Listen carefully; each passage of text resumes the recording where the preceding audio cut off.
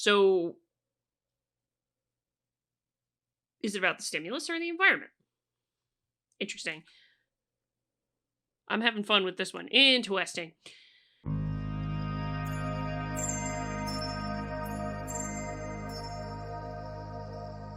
So this is an interesting piece that I stumbled over. Science Daily, writing on this, and it's a nice brief idea at the thought. And usually when I come here, I'm getting something strange or goofy or what have you, because I'm interested in something that might be a little bit more out there, perhaps for a video. But this one caught my attention for a different reason. A broader definition of learning could help stimulate interdisciplinary research. Now, for those of you watching who might be parents or might be teachers, um, or work with kids a lot, I'd be curious to hear your thoughts on this in particular. So let us continue here. We often conceive of learning through the lens of cramming for an exam or teaching a dog to sit, but humans and other mammals aren't the only entities, sorry about that, capable of adapting to their environment. Schools of fish, robots, or even our genes can learn new behaviors.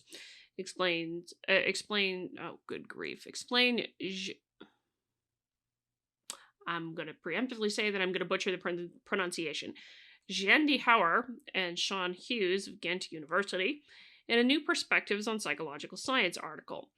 Embracing a broader definition of learning that includes behavioral adaptation developed in response to regular features of an environment could help researchers collaborate across the fields of psychology, computer science, sociology, and genetics, De Hauer explained in an interview. So, at least with respect to humans, there is strangely a tendency to think that learning happens primarily in a classroom or in an exam or what have you, which is fundamentally untrue. Because for one thing, when you're doing scientific research, you're engaging in learning of a different sort. You just happen to be pushing the frontiers most of the time when you're doing scientific research, so that's a different kind of learning.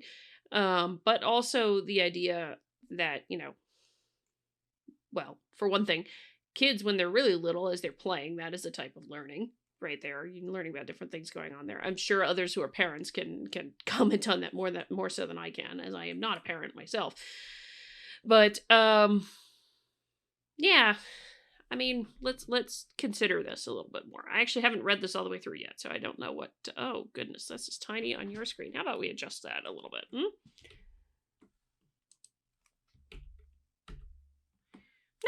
Much better. Let's see. Yes, that's much better. Most people think of learning as some kind of mechanism for the storage of new information, but this makes it very difficult to compare learning in different systems because different systems probably use different mechanisms for storing information, De Hauer said.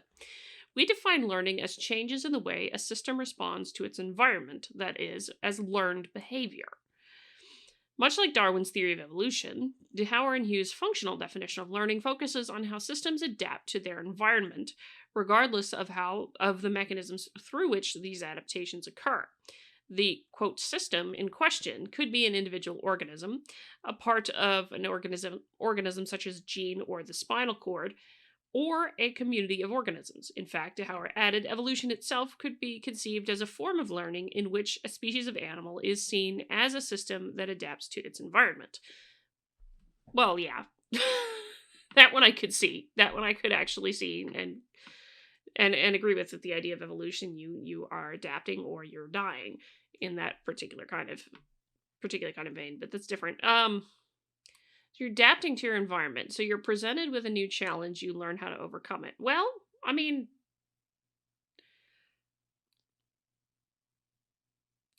this is one of those that I'm wondering, did we really need a study for this?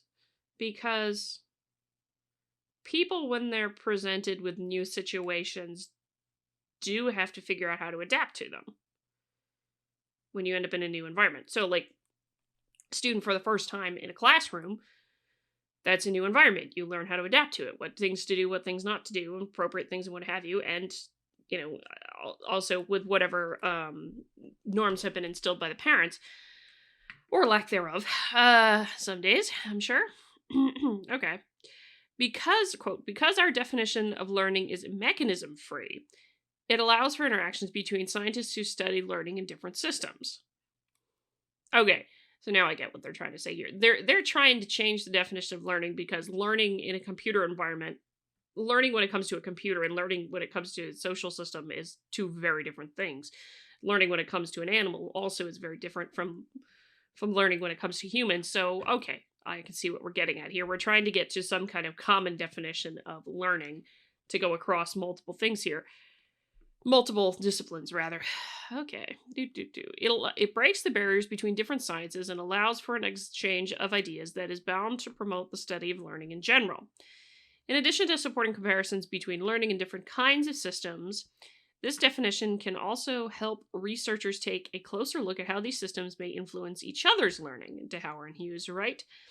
A corn plant may learn to become more drought resistant, for example, because its genes have an epigenetic response to dehydration that prompts its cells to retain more water, ultimately influencing the learned behavior of the entire plant. Or learned behavior. Learned behavior, not learned behavior. Learned behavior of the entire plant.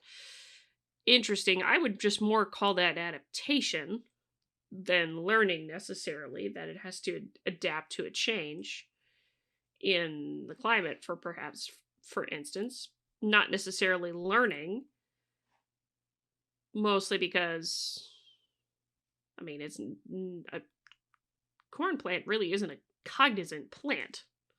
Well, there's no such thing as a cognizant plant. That's gonna be clipped, I'm sure. No, it's not a cognizant thing. Like, does a corn plant have thoughts? No, not really. So I don't know how you go with learning that way. But then again, the way they're defining it, thinking of it as an adaptation to an environment, that's the change in the definition that might make it be describable as learning. So that's what we're getting at, is this is a change in definitions. Fascinating.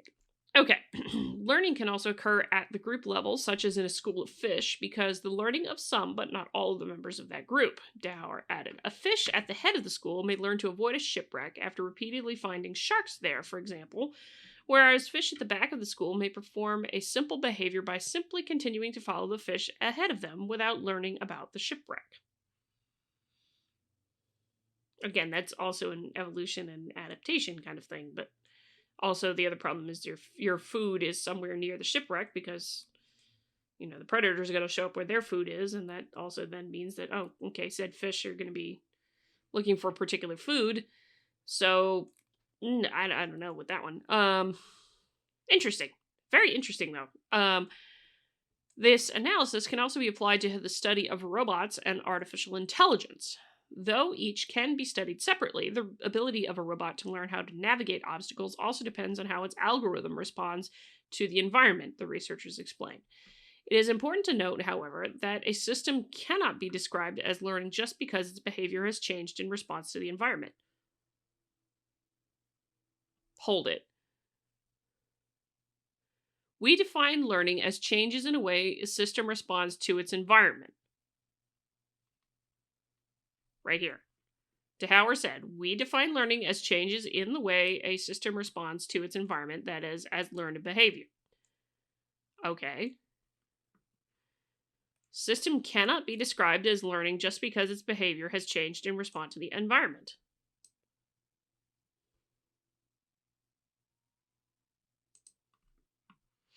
A system can only be said to have learned something if it changes the way it responds to a stimulus as the result of regularities in its environment, such as repeated exposure to stimulus or the co-occurrence of stimuli, DeHauer said. Learning researchers examine the conditions under which regularities in the environment change behavior, he continued. So, if I'm interpreting that correctly, what it could be is the idea that, oh, hang on a sec, you all can't even see what I'm looking at.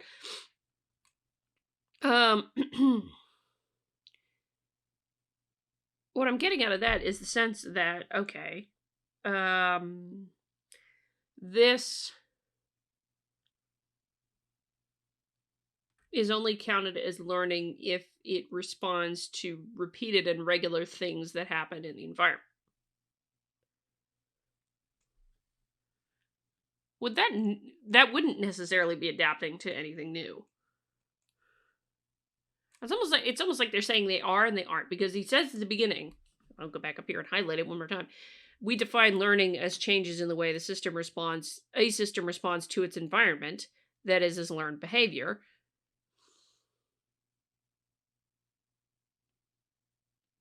And yet it's saying because it can't be because its behavior has changed in response to the environment. If it changes the way it responds to the stimulus as the result of regularities in its environment. Okay, so they're saying it's not because of the adaptation to the environment. It's about the stimulus in the environment and how regularly that stimulus occurs. So it's not about the environment, it's about the stimulus. That would be my interpretation. Am I crazy for thinking that? Y'all tell me. Interesting. I don't know if this is the precise definition or not, because is it learning then is it learning and adapting to changes in the environment? Or is it learning or adapting because of changes in the way a system responds to its environment, changes the way it responds to stimulus as a result of regularities in the environment to a stimulus. So, is it about the stimulus or the environment? Interesting. I'm having fun with this one. Interesting. Definitions are tools at the service. Okay. Developing a precise definition of learning can help scientists communicate existing findings and promote new interdisciplinary research, DeHauer and Hughes conclude. Definitions are tools at the service of better science. Our definition allows scientists to share knowledge and thereby explore new ways of studying learning in different systems. I don't know about that. It seems like a little bit of a fluky definition to me. Because I can't tell if it's the environment or the stimulus in the environment necessarily. And maybe I'm just overthinking it, which is distinctly possible. But I don't know. I don't know that that'll necessarily do it. If only because, at least in singular disciplines, they very much have their own definitions for certain things. So dealing with interdisciplinary research is a challenge because of the definitions can be so different between disciplines. So it makes the communication side a bit of a challenge. That's fun. But learning really isn't sitting in a classroom anyway, or cramming for an exam anyway. I think any parent could tell you that. Anyway, let me know what you think. Hit the like button on the way out the door, comment on the video, share the video, subscribe to the channel, all that lovely good jazz. And until next time, I'm Adrian. Stay curious, everybody.